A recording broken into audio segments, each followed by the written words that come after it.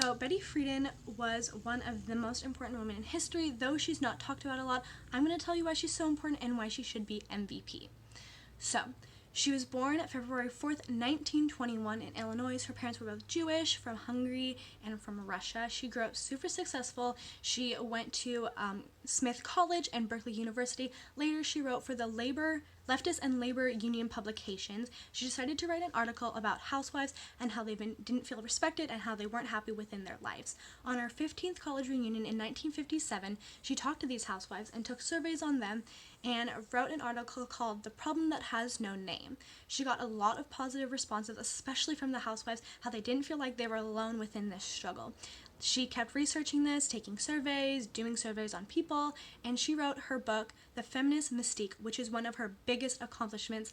Aside from being the first president of NOW, the National Organization of Women, she founded the National Association for the Repeal of Abortion Laws, and she helped legislators sign the Equal Pay Act of 1963.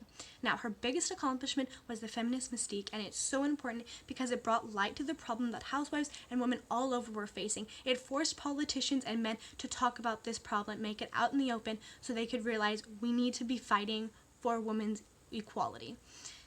She is so important because she sparked the second wave of feminism with this book. Everyone sitting in this room and everyone who will sit in this room is affected by Betty Friedan, and that's why she should be the MVP.